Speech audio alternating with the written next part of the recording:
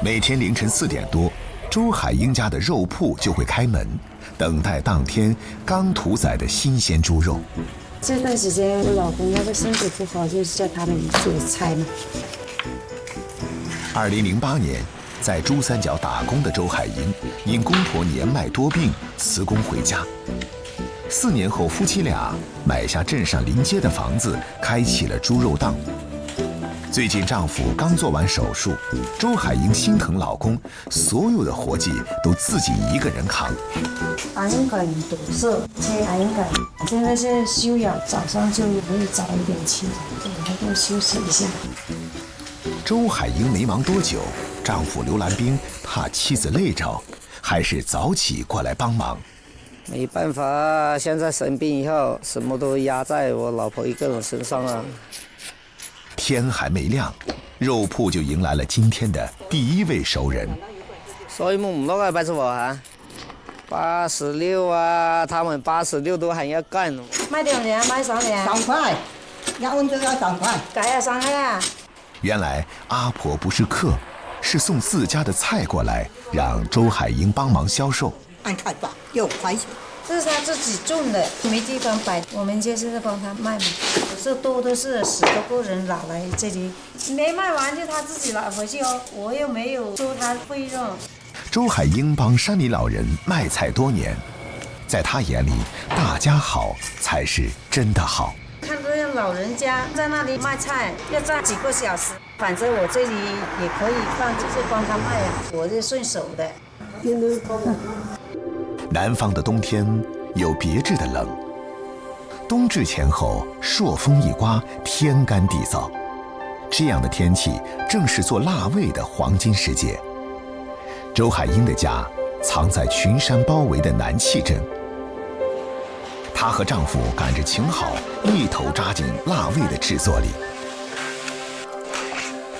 每年多的時候有5、6千斤，每年都賣乾了，大家都搶着要。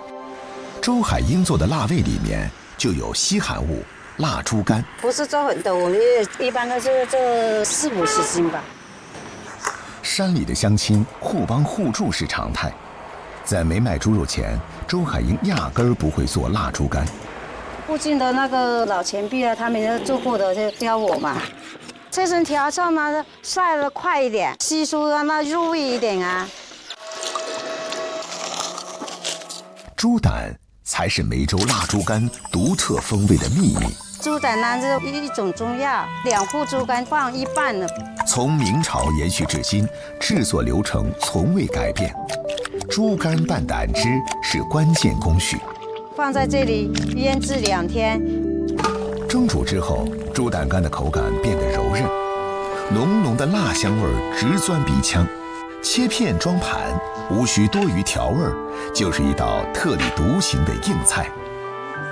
我以前喺鳳陽嗰隻蛋有吃掉，吃進嘴巴裡就是那種很香的那種感覺。鬆焦一氣的。吃豬膽肝講究一個慢字，小塊入口，細嚼慢咽。甘甜醇，平時可以當零食一樣這樣吃法。2天的時間轉眼即過，周海英醃好的豬膽肝該拿出來見風見日了。醃了就是會變顏色啊，變得比較白點。風乾吊曬是豬膽肝製作最磨人的一步。曬10天左右吧。那這個是曬了4天了，那麼乾了，捏一下了，整齊一下了。周海英說的整形，是趁着豬肝沒有完全曬乾，把形狀捋順。這不光是為了好看，更是為了口感。每隔2、3天就整一次，捏了一下的它鬆了，吃的時候不會那麼硬。曬好的豬膽肝泛着油潤的紫褐色，聞着有股蛋香，摸起來堅硬似鐵。老廣常說冬至大過年，冬至這天做完臘味，周海英終於有時間琢磨家裡的團圓飯了。上山去挖豬筍肉。蕉嶺南氣鎮掩映在群山之中，四周竹林連片成海。竹筍是1年4季都能挖到的山珍。這竹葉呢茂盛的那個就是有竹筍的，很稀的那個竹葉就是沒有竹筍的。冬筍是藏在土裡的山貨，要想挖到它，得有雙鷹隼般的銳眼。那個土啊，是有一點冒開的，可能也有筍。挖出來了，冬筍，漂亮。就是，哎，還有一顆。有的這地方那個一窩有3、4條。走嘍，回家嘍。自家做的臘腸、臘肉、臘豬肝齊齊上鍋蒸透，切片裝盤，一道菜多種味道。臘豬肝與筍片一起下鍋，再淋上蒸臘豬肝時留下的汁水，翻炒入味兒。醇香的臘豬肝和着冬筍的甜，多了一縷山野的清新。節日快樂，身體健康啊！我兒子打了電話來，阿平叔叔，對呀，阿平叔叔，阿爸啊。通過視頻電話，周海英和丈夫跟在外打拼的一雙兒女隔空湊了一頓團圓飯。講得好話，你講自己話身體健康啊，跟你啲同事過節咯。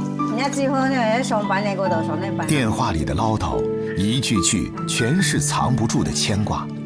山村的冬至夜，風很涼，一家人的心意驅散了不少寒意。粵東臘味的醇香尚在舌尖兒，粵北腹地的菌菇已把清新風味緩緩釋放。黃羅定的家藏在廣東第一峰和第二峰夾着的山坳裡，四面青山環抱。黃羅定在江門電子廠打了2年工，10年前回老家開啟了民宿。正逢暑假，讀小學的3個孩子都在家裡幫忙打下手。阿妹，快一點啊！香菜，你們快點。老講味道，到時睇翻自己啊。南嶺腹地的小山村裡，有一種夏秋時節的山珍，名字不雅，但滋味地道。這個是馬尿泡，今天你來到這裡，真的有口福。就現在這個季節才有。對，過了這時間沒了。好香。黃羅定所說的馬尿泡，是一種長在沙壤土、灌木叢、枯枝落葉中的蘑菇。沒成熟的時候，它的樣子很像塊石頭。神奇的是，未長開時不小心踩到會爆出一陣煙霧，待到完全成熟時會開成大朵黑色的花瓣，遠看就像一堆馬糞，於是得名馬糞包，學名馬脖。一般都是切片呢，切薄薄一點嘛，老一點的那個香味就比較濃一點，嫩一點的香味比較淡一點嘛。採摘的野生蘑菇必須先焯水，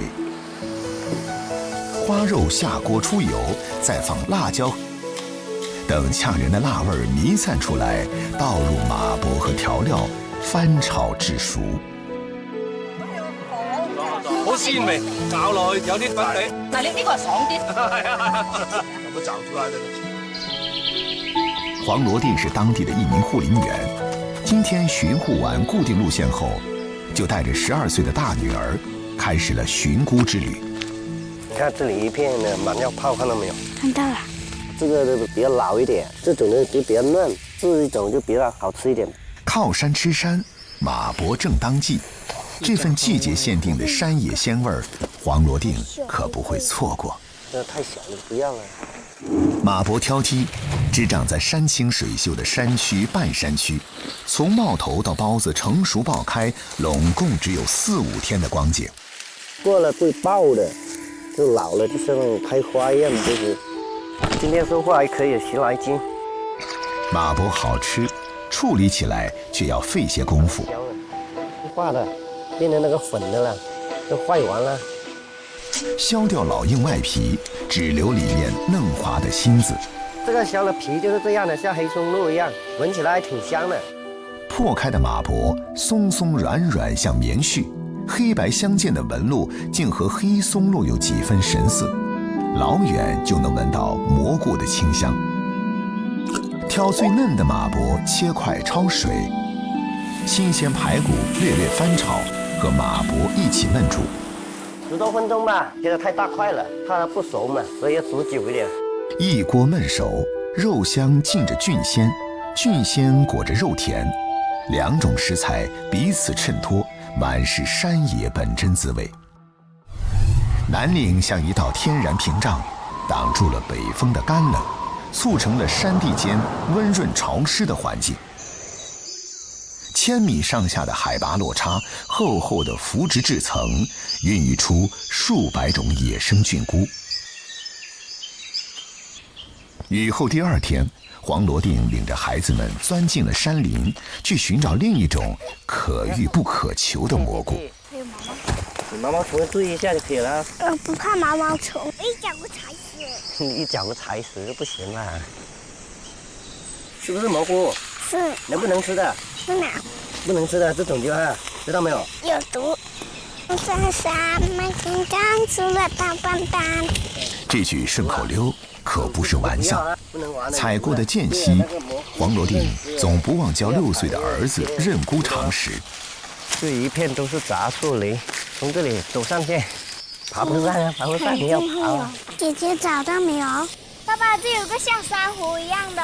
那個能吃的。黃白的。跑在最前面的大女兒首先發現目標。這個菇叫燈芯菇，我們這些山上比較少的，這些運氣還是不錯。燈芯菇學名叫珊瑚菌，頂端枝椏叢生，向海底舒展的珊瑚，也像森林裡長出的鹿角。有人嫌它模樣怪，叫它掃把菌、老鼠角。可這模樣奇特的菌子，偏偏對生長環境挑剔到極致，至今沒法人工培育。6月份才有些是黃的就壞的了，像這還挺新鮮的。珊瑚菌的賞味期更短，雨水一多，不出2天就會發黃腐爛。摘的時候要很小心，很容易爛。爸爸，你看那裡好多寶貝。意外的收穫雖然不是很多，但足以讓人興奮。採回來的新鮮珊瑚菌，黃羅定要抓緊時間處理。你看這個菇一離開土就2-3個小時後就開始變顏色了，拿回家裡要及時處理，不是這個就會發黃了，不新鮮了。鮮貨鮮吃，才不辜負這份山珍。姚家燻肉下鍋，煸出油脂，辣椒和珊瑚菌先後入鍋，旺火快炒，待到辣香嗆喉，立馬起鍋。吸飽了燻肉的鹹香和辣椒的爽利，原本淡味的珊瑚菌瞬間有了煙火底氣。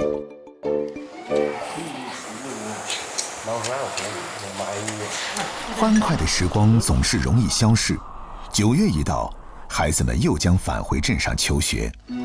黃羅定想着，給孩子們做點吃的帶上。雞腿菇小火慢炸，把水分一點點收乾，炸到通體棕黃，撒上鹽調味，關火晾涼。此時的雞腿菇水分只剩1-2成，嚼着帶着點韌勁兒。還可以啊，同學，把這個裝瓶裡面帶學校就可以吃啊。有時候有空就做，做的時間比較長，比較麻煩一點。炸雞腿菇算不上稀罕物，可這一口韌勁兒裡裹着的是父母的牽掛，嚼着嚼着，就能嘗到家的味道。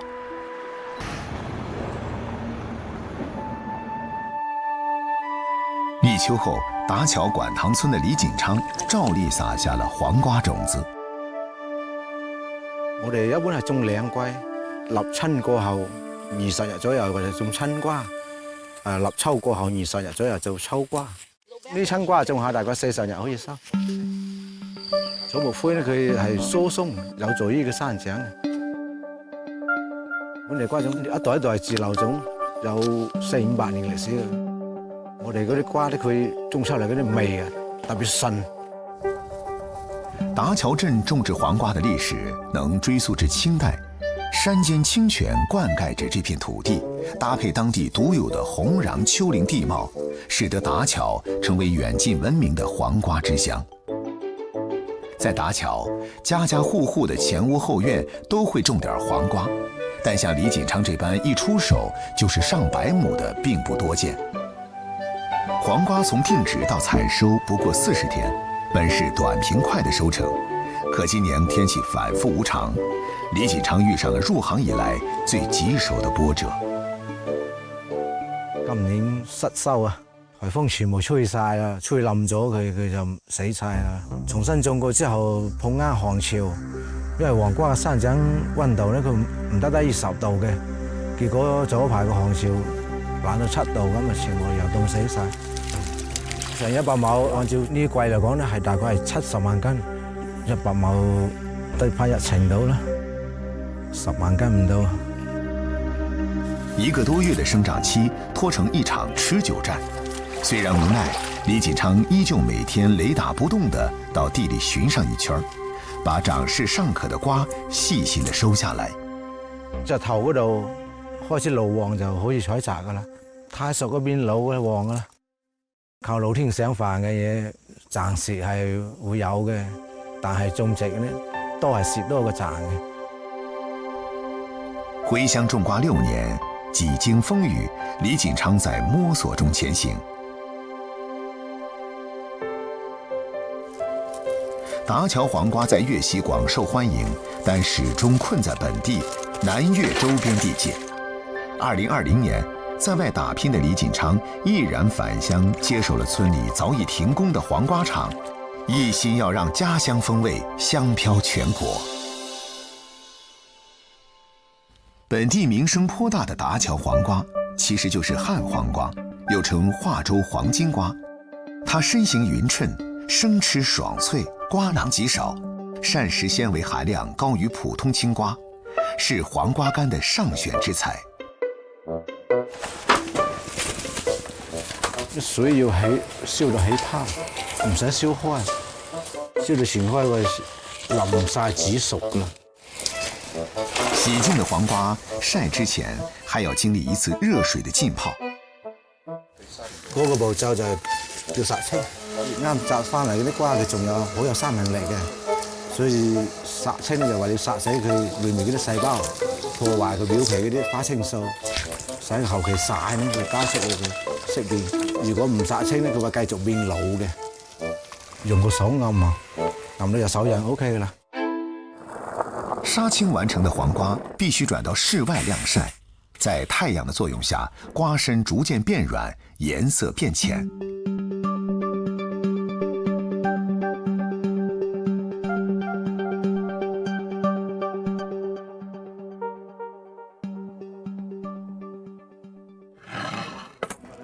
我哋一般都係放2度鹽水，依家大概係60斤水，我哋放1斤鹽左右啦。嗰度曬咗1日嘅瓜啦，收翻嚟就要去殺菌，因為曬咗1日帶菌啊嘛。如果唔殺菌嘅，聽日佢會壞嘅。最老嘅工藝以前係高鹽醃製嘅，就係要用鹽醃個瓜嘅。後期改為低鹽，生曬之後就唔使用鹽醃個瓜噶啦，就攞個鹽水就浸味。第2日我就可以撈出嚟曬啦。初曬的黃瓜仍含不少水分，當地人稱作瓜水。需經過至少3日的反覆晾曬殺菌，等到瓜身呈淡黃色才算達標。而要製成合格的瓜乾，有一個關鍵的步驟。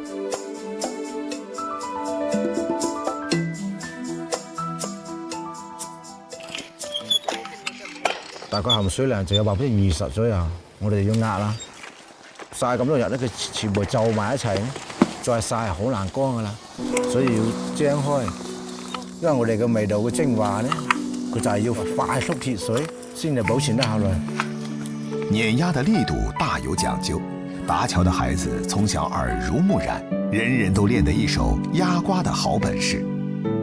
因為機器嘅力度係統一嘅，所以大瓜咧佢就壓唔扁，細瓜係壓爛，所以機器係好難替代得人工到嘅。好細個就幫一腳就會呢隻工㗎啦，好似講媽咪講快壓啦，攞出嚟賣就俾錢你買糖果食啦，嗰個動力好大噶嘛，所以咩工都唔想做，就係想做呢啲工，因為一有嗰啲工做就見到錢噶嘛。壓平的黃瓜曬至半乾，還得再碾壓2輪，如此反覆，直到水分盡散，全身通透。用一條整瓜曬到咁乾，15斤新鮮黃瓜曬翻1斤個黃瓜乾，好脆。黃瓜任何嘅形態都會要食噶。7天的古法炮製是時間與耐心的慢刀，歷經數次形態和顏色的蛻變，新鮮的黃瓜終成色澤金黃的黃瓜乾。曬好的瓜乾，本地俗稱八瓜，紋路清晰分明，絲絲纖維裡藏着日光的暖香，存得好，能食用1整年。李錦昌循着黃瓜的不同形態，琢磨出多款風味小食。花生油加入香葉、八角、花椒等香料，倒入瓜乾，加點豆豉同炒後，香氣四溢，下飯拌麵都是絕配。而瓜水又能製成酸甜瓜和脆黃瓜，各種風味各異的黃瓜小食，成為本地人吃白粥時的心頭好。本地家常吃法更是樸實入味兒，肥瘦相間的五花肉鋪底，馬上泡軟的黃瓜乾加水燜煮，砂鍋熱力蒸騰，逼出五花肉的豐腴油脂，絲絲滲入黃瓜乾的肌裡。這鍋南肉包黃瓜乾，軟糯中帶着韌勁兒，味道香濃。另一道經典菜式是將瓜乾剁碎，與肉末、雞蛋拌勻，上鍋蒸熟。黃瓜蒸肉餅清清淡淡，卻透着瓜乾的清甜，鮮而不膩。李錦昌愛在傳統裡求新，魚骨煎香後加金湯煮沸，下魚片汆熟。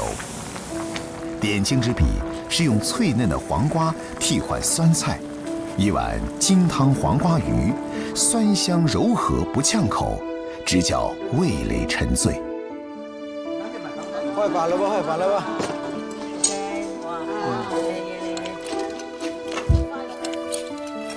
一口爽脆的黃瓜乾入喉，李錦昌多日的辛勞與焦灼便有了歸處。